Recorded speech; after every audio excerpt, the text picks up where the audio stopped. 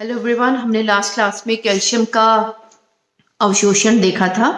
अवशोषण किस तरीके से होता है, कहाँ कैल्शियम का स्टोरेज होता है। अब हम देखेंगे कैल्शियम के कमी के प्रभाव। कैल्शियम के कमी के प्रभाव सबसे पहला है कि हम ये जान लें कि हमारी जो हड्डियां हैं वो कैल्शियम और फास्फोरस की बनी होती हैं। तो अगर कैल्शियम की कमी है हमारे शरीर में तो सबसे पहले क्या होगा, हड्डियों का जो वृद्धि और विकास है वो नहीं हो पाएगा। ठीक है, तो हम ये कहेंगे कि कमी के प्रभाव से हड्डियों का वृद्धि और विकास रुक जाता है। फिर है दंत क्षरण या दंत दंत अव्यवस्थाएं या डेंटल कैरीज।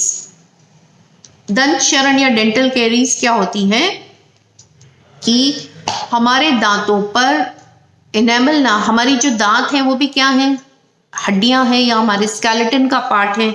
और ये भी किससे बने हुए हैं, कैल्शियम और फास्फोरस से बने हुए हैं, कैल्शियम से बने हुए हैं।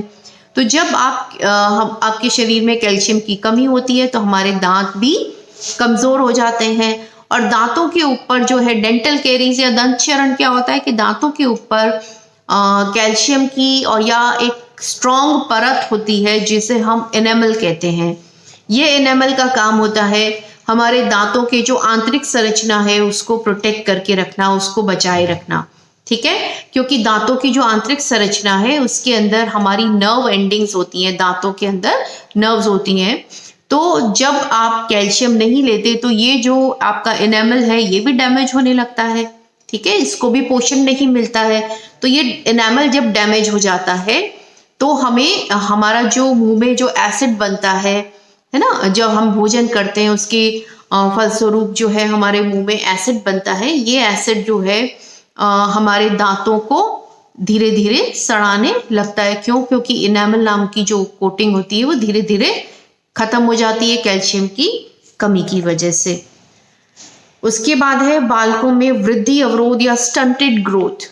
देखिए, जो ग्रोथ होती है बच्चों के अंदर वो भी रुक जाती है कैल्शियम की कमी से। क्यों? क्योंकि अपन ने अभी पढ़ा था कि इन्फेंसी है या चाइल्डहुड है, इस फेज में कैल्शियम का अवशोषण ज्यादा होता है क्योंकि कैल्शियम की आवश्यकता ज्यादा होती है।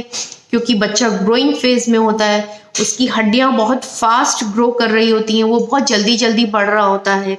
ठीक है, तो अगर कैल्शियम नहीं लेते हैं तो बच्चे में वृद्धि अवरोध हो जाता है या स्टंटेड ग्रोथ। उसकी जो ग्रोथ है, उसकी जो वृद्धि है बच्चे की, जिस पेस पर होनी चाहिए उस पेस पर नहीं होती है। उसकी वृद्धि जो है वो उसमें अवरोध उत्पन्न हो जाता है।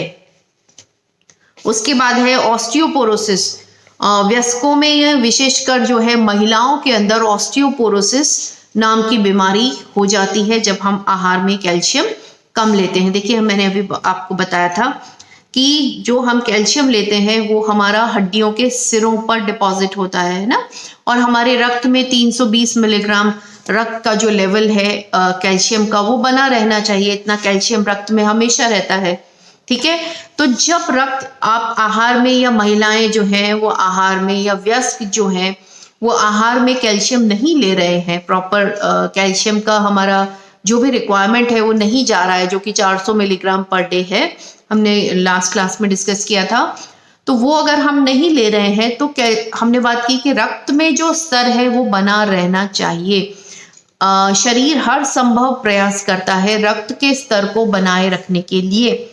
तो ये जो आपकी जो हड्डियों के जो सिरे हैं या हड्डियों में से कैल्शियम निकलकर आहार में नहीं ले रहे, रक्त का लेवल नीचे चला जाता है। तो इस लेवल को बनाए रखने के लिए धीरे धीरे हड्डियों में से कैल्शियम निकल कर रक्त के लेवल को पूरा करता है, और जो हमारी हड्डियां हैं वो पोरस हो जाती हैं, स्पॉन्जी हो जाती हैं, छिद्र युक्त हो जाती हैं, यानी कमजोर हो जाती हैं, जिसे हम ऑस्टियोपोरोसिस कहते हैं।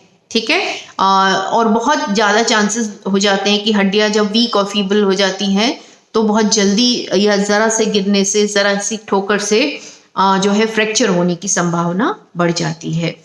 इसके अलावा जो है अस्थि मृदुलता या ऑस्टियोमलेशिया। ठीक है, ऑस्टियोमलेशिया जो है ये भी वयस्कों का रोग है, या जनरली जो बड़े लोग हैं या जो वयस्क हैं उनमें ये पाया जाता है। क्योंकि अगेन वही चीज़ होती है कि रक्त के लेवल को बनाए रखने के लिए हड्डियों में से कैल्शियम रिसता है, और हड्डियां धीरे धीरे जो है सॉफ्ट हो जाती हैं, कमज़ोर हो जाती हैं, नरम हो जाती हैं और मुड़ भी जाती हैं, कई बार डीफॉर्म हो जाती हैं, है ना, बहुत जल्दी से उनकी शेप चेंज हो जाती है।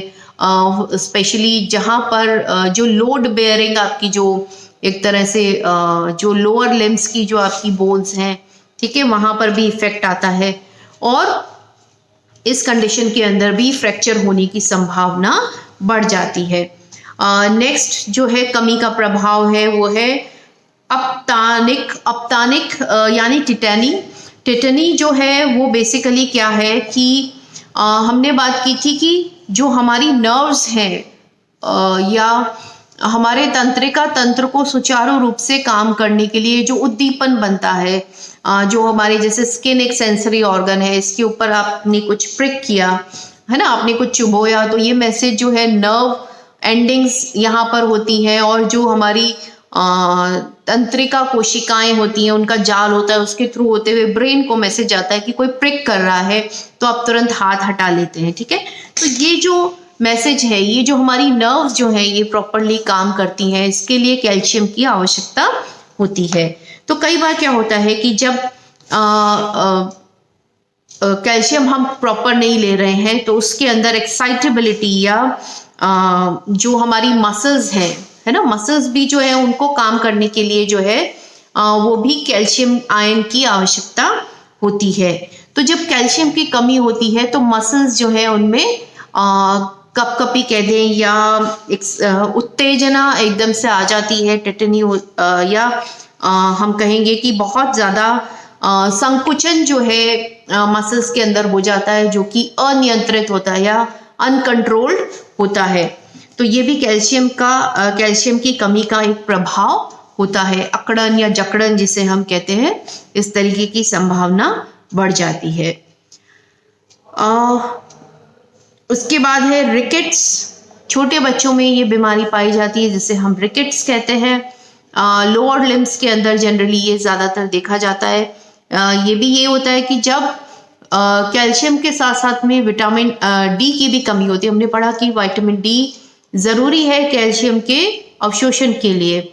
जब बच्चे को विटामिन डी भी नहीं मिल रहा है और कैल्शियम का अवशोषण नहीं हो पा रहा है, ऐसी कंडीशन में कैल्शियम और फास्फोरस अवशोषित नहीं हो रहा, ब्लड में लेवल कम हो गया। और जबकि बच्चे में है तो बच्चे में हमने पढ़ा कि ज़्यादा, क्योंकि ग्रोथ बहुत फास्ट है, बहुत ही क्रिटिकल पीरियड होता है बाल्यावस्था या इन्फेंसी। तो ऐसी कंडीशन में अगर कैल्शियम कम है तो बच्चे के अंदर जो बोन्स हैं वो डीफॉर्म हो जाती हैं, बोन्स मुड़ जाती हैं या उनकी शेप खराब हो जाती है ना। तो ऐसी कंडीशन को हम रिकेट्स कहते हैं, जो कि बच्चों में सामान्यतया कैल्शियम की कमी से होने वाला रोग होता है। इसके बाद हम देखें बाल्यावस्था में क्या प्रभाव पड़ता है कैल्शियम की कमी का, तो वो है दांत और अस्थियां कमज़ोर और निर्बल हो जाती हैं बाल्यावस्था में। चाइल्डहुड के अंदर चाइल्डहुड हम मानते हैं 16 साल तक जो है 2 साल से लेकर और जो है 12 साल तक का जो बच्चे हैं जनरली उनको हम अलग अलग फेजेस ऑफ चाइल्डहुड में डाल देते हैं। तो इस अवस्था के अंदर जो है बच्चों को अगर प्रॉपर कैल्शियम नहीं मिल रहा है तो हम दांतों अस्थियों को कमज़ोर, दांतें और उनकी जो अस्थियां हैं वो कमज़ोर हो जाती हैं, निर्बल हो जाती हैं या वीक हो जाती हैं। फिर है अस्थि विकृति। अस्थि विकृति या जिसे हम रिकेट्स कहते हैं, ये हमने अभी ऊपर पढ़ा कि रिकेट्स के अंदर क्या होता है कि बोन्स जो है वो मुड़ जाती हैं। बच्चे की अगर हम टांगे देखें तो बो शेप हो जाती हैं। बो शेप जैसे आदमी लोग कोट के ऊपर बो पहनते हैं जो कि इस तरीके की शेप होती है, तो जो नीज हैं वो पास आ जाते हैं और ऊपर का ये और नीचे के जो पैर हैं वो भी ऐसे। तो बो की शेप बच्चों में पैरों में बन जाती है, क्योंकि पैरों की हड्डियां वीक होती हैं और बॉडी का पूरा वेट जो है हमारे पैरों पे रहता है, तो वो शेप जो है उसकी डिफॉर्म हो जाती है। इसके अलावा है गर्भावस्था और धात्री अवस्था में प्रभाव। ठीक है, गर्भावस्था और धात्री अवस्था में कैल्शियम की कमी के क्या प्रभाव होते हैं। देखिए, गर्भावस्था में माँ को जो है अपनी आवश्यकताओं की पूर्ति करने के अलावा बच्चे की भी आवश्यकताओं की पूर्ति करनी होती है। गर्भावस्था में बच्चा जो भ्रूण पल रहा होता है उसका भी स्केलेटन बनना होता है, उसकी भी कैल्शियम की आवश्यकताएं होती हैं। ठीक है, अगर मदर जो है एक्स्ट्रा जो है अपने डाइट में कैल्शियम नहीं ले रही है गर्भावस्था में या सप्लीमेंट नहीं ले रही है, तो ऐसी अवस्था में क्या होता है, जब कैल्शियम का लेवल कम होता है, ये टेंडेंसी है बॉडी की कि मदर की जो बॉडी है वो पहले बच्चे की आवश्यकता को पूरी करती है, उसके बाद वो अपनी आवश्यकताओं की पूर्ति करती है। तो अगर आहार में हम कैल्शियम नहीं ले रहे हैं या मदर कैल्शियम नहीं ले रही है, तो मदर की बॉडी से रिसकर कैल्शियम जो है वो बच्चे की आवश्यकताओं की पूर्ति करता है, जिससे क्या होता है कि मदर की अंदर या मदर की बोन्स जो हैं या गर्भवती स्त्री की जो हड्डियां हैं वो कमज़ोर हो जाती हैं, वीक हो जाती हैं। उसका जो हिप गर्डल है या जिसे हम कहते हैं श्रोणी मेखला जो है महिला की, वो संकुचित हो जाती है, कॉन्ट्रैक्ट हो जाती है, जिससे कि उसको डिलीवरी में भी या जब बच्चा पैदा होता है उस समय भी बहुत सारी परेशानियों को झेलना पड़ता है। तो इसलिए गर्भवती महिला को जो है एक्स्ट्रा सप्लीमेंट भी दिया जाता है, सिंथेटिक भी दिया जाता है और आहार के द्वारा भी एक्स्ट्रा कैल्शियम दिया जाता है। प्रेगनेंसी में हमने पढ़ा था, प्रेगनेंसी और लैक्टेशन में कैल्शियम की मात्रा होती है 1000 मिलीग्राम पर डे। ठीक है, ये बड़ी हुई मात्रा होती है। सामान्यतः हम लोग 400 मिलीग्राम एक वयस्क को कैल्शियम देते हैं। तो यही कारण होता है कि कैल्शियम की इतनी ज़्यादा आवश्यकता बढ़ जाती है प्रेगनेंसी में। और धात्री अवस्था में क्योंकि मदर जो है उसके अंदर लैक्टेशन पीरियड में मिल्क प्रोडक्शन हो रहा होता है, बच्चे की आवश्यकताएं तब भी मदर के ऊपर डिपेंडेंट होती हैं। और जो कैल्शियम है वो मिल्क का एक मेजर कॉन्स्टिट्यूएंट है, इसलिए भी कैल्शियम की धात्री अवस्था में या लैक्टेशन पीरियड में आवश्यकता बढ़ जाती है। अब हम देखेंगे वृद्धावस्था में प्रभाव। वृद्धावस्था में अगर हम डिस्कस करें कि कैल्शियम की अगर कमी है, हम आहार में पूरा कैल्शियम नहीं ले रहे, तो क्या प्रभाव पड़ते हैं। देखिए, हमारी लाइफ में वृद्धावस्था एक ऐसा फेज है कि जहाँ पर हमारी बॉडी के जो सिस्टम्स हैं धीरे धीरे उनके काम करने की क्षमता में कमी आती है। वहीं पर जो शरीर में जो अवशोषण हो रहा होता है, अवशोषण की क्रिया भी धीरे धीरे इससे प्रभावित होती है। तो शरीर में जो अवशोषण है न्यूट्रिएंट्स का, वो भी इतनी अच्छे से नहीं हो पाता। और अगर हम आहार में भी कैल्शियम नहीं ले रहे हैं वृद्धावस्था में, तो कैल्शियम की बहुत अधिक कमी हो जाती है। जो हड्डियां हैं वो बहुत ज़्यादा कमज़ोर हो जाती हैं, क्योंकि ये तो हमने अभी पढ़ा बार बार कि हड्डियों से रिसकर जो है रक्त के लेवल को मेंटेन किया करती है बॉडी। अगर आप आहार में नहीं लेंगे तो आपकी हड्डियों से रिसेगा और रक्त के लेवल को कंप्लीट करेगा या बनाए रखेगा। इससे आपकी हड्डियां कमज़ोर हो जाएंगी, चाहे वो कोई भी फेज हो। ठीक है, तो इसे हम क्या कहते हैं, जबकि हड्डियों से रिसकर कैल्शियम जो है वो रक्त में मिलता है, इस प्रक्रिया को हम डीकैल्सिफिकेशन कहते हैं। कैल्सिफिकेशन किसे कहते हैं, जो मैंने अभी आपको बताया कि हड्डियों के सिरे पर जब कैल्शियम अवशोषण के बाद में डिपॉजिट होता है, जमता है, उसे हम कहते हैं कैल्सिफिकेशन। कैल्सिफिकेशन आपकी हड्डियों को मजबूत बनाता है, और वेयर एज इसका जस्ट ऑपोजिट है, उल्टा है, इसका विलोम है कि डीकैल्सिफिकेशन, जब हड्डियों से रिसकर कैल्शियम जो है वो रक्त में चला जाता है और हड्डियां कमजोर हो जाती है, इसे हम कहते हैं डीकैल्सिफिकेशन। ठीक है, तो वृद्धावस्था में डीकैल्सिफिकेशन हो जाता है और हड्डियां लचीली और निर्बल या वीक हो जाती है। बहुत जल्दी फ्रैक्चर होने के चांसेस रहते हैं, ज़रा सा गिरने से, ज़रा सा कहीं टक्कर लगने से, क्योंकि हड्डियां बहुत कमज़ोर हैं इसलिए फ्रैक्चर हो जाता है। अब हम देखेंगे कि अधिकता के क्या प्रभाव होते हैं। हमने पढ़ा है कि कोई भी न्यूट्रिएंट, चाहे वो पानी भी है, ज़रूरत से ज़्यादा लेना हानिकारक होता है। सिमिलर केस है आपकी कैल्शियम के साथ। अगर इसे हम टॉक्सिसिटी बोलते हैं, जब न्यूट्रिएंट, आप कोई भी न्यूट्रिएंट ज़रूरत से ज़्यादा लेते हैं और उसके प्रभाव दिखाई देते हैं, उन प्रभावों को हम टॉक्सिसिटी या विषाक्तता बोलते हैं एक तरह से। तो कैल्शियम के अधिकता के प्रभाव क्या होते हैं? सबसे पहला है हाइपर कैल्सीमिया। इस चीज को हम बोलते हैं हाइपर कैल्सीमिया। हाइपर माने ज्यादा, हाइपो माने कम। तो जब आप कैल्शियम ज्यादा लेते हो तो हाइपर कैल्सीमिया हो जाता है। इसके अंदर क्या होता है, आपकी आमाशय और आपकी पेट और आंतों में कई बार रक्तस्राव भी होने लगता है कैल्शियम की अधिकता से। उच्च रक्तचाप भी हो जाता है कैल्शियम की अधिकता से। ठीक है,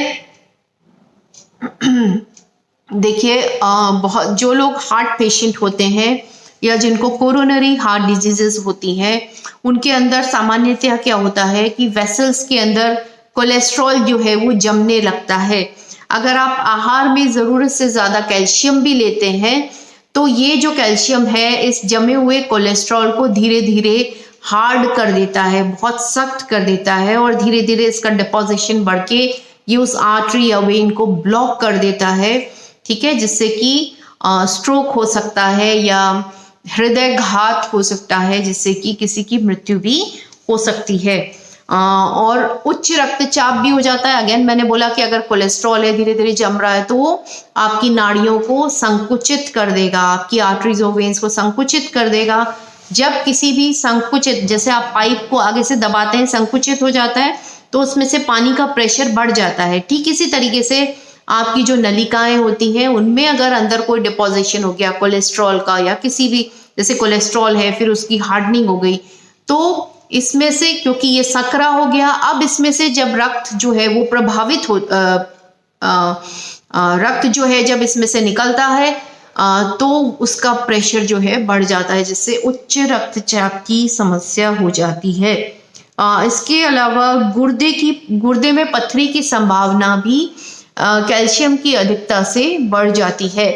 गुर्दे में पथरी की संभावना कैसे बढ़ जाती है कि अगर किसी सामान्यतः देखिए हमारी बॉडी की प्रक्रिया है कि जो पुरानी कोशिकाएं हैं, मृत कोशिकाएं वो निकल जाती हैं, उनका स्थान नई कोशिकाएं लेती रहती हैं। ये प्रोसेस हमेशा चलता रहता है। किडनी जो है हमारी बॉडी का ऐसा ऑर्गन है जो कि यूरेथ्रा तक जो है वो एक उससे कनेक्टेड है, और यहाँ क्योंकि इसमें यूरिन बनता है, बॉडी के वेस्ट को बाहर निकालता है, तो बहुत अधिक संभावना रहती है किडनी में इन्फेक्शन होने की। अगर कभी भी इन्फेक्शन होता है या किडनी में कोई भी डेड सेल अगर है, कोई मृत कोशिका है, तो ये जो कोशिका है इसको हम फोकाई बोलते हैं, और धीरे धीरे इस मृत कोशिका के ऊपर जो कैल्शियम है वो डिपॉजिट होने लगता है। धीरे धीरे डिपॉजिट होता रहता है। फिर उसके बाद ये जो फोकाई है ये धीरे धीरे इस पे कैल्शियम डिपॉजिशन की वजह से जो है ये एक स्टोन जिसे हम कहते हैं उसका रूप ले लेती है। ठीक है, जैसे आपने क्रिस्टलाइजेशन में या मिश्री बनाते हुए देखा होगा कि एक कण किसी का पानी में लटका देते हैं और धीरे धीरे उसके ऊपर पूरी शुगर जो है सैचुरेटेड सॉल्यूशन से जो है उसके ऊपर एक पूरी मिश्री की शेप ले लेती है, क्रिस्टल बड़ा बना देती है। ठीक यही प्रोसेस होता है कि जो फोकाई या डेड सेल कोई भी होती है, कोई भी इन्फेक्शन, कोई भी इन्फेक्शियस कोई अगर इन्फेक्शन हो गया किडनी में, तो उस इन्फेक्शन की वजह से कोई डेड सेल है, कोई पस सेल है, कोई भी चीज़ है, उसके ऊपर धीरे धीरे जब कैल्शियम डिपॉजिट होने लगता है तो इसलिए जो है पानी कम पीते हैं तब भी जो है इसकी संभावना बढ़ जाती है। इसके अलावा है अधिकता के प्रभाव, वो है वमन या उल्टी होना। जब हम ज़रूरत से ज़्यादा कैल्शियम की मात्रा ले लेते हैं तो उल्टी होना या नौजिया होना या वमन होना भी इसका एक प्रभाव दिखाई देता है। तो ये है आपका इसके अलावा है कि यह स्थिति जनरली जो वमन होता है, यह स्थिति अधिकतर क्या है, पेप्टिक अल्सर के रोगियों में पाई जाती है। पेप्टिक अल्सर के रोगियों में ये वमन की जो कंडीशन है या उल्टी की जो समस्या है वो ज़्यादा पाई जाती है। क्यों पाई जाती है? क्योंकि पेप्टिक अल्सर माने पेट के अंदर व्रण होना या घाव होना, खुला घाव होना, उसे हम पेप्टिक अल्सर कहते हैं। इस कंडीशन को ट्रीट करने के लिए इस समय जो आहार दिया जाता है वो basically cream, full cream milk या दूध का आहार जो है सबसे अधिक दिया जाता है, क्योंकि दूध जो है वो एसिड को न्यूट्रलाइज करता है, एक बफर की तरह से कार्य करता है। तो क्योंकि पैप्टिक अल्सर के पेशेंट को आहार में जनरली दूध दिया जाता है, तो कैल्शियम की अधिकता हो जाती है। टोटल डाइट जो उनकी होती है, अगर फर्स्ट फेज में हम देखें तो उसमें दूध की मात्रा बहुत अधिक होती है, जिससे कि कैल्शियम की अधिकता होने की संभावना है, जिसकी वजह से वमन हो जाता है। तो ये है हमारा कैल्शियम। नेक्स्ट क्लास में हम माइक्रो न्यूट्रिएंट लेंगे, वो है लौह तत्व या आयरन।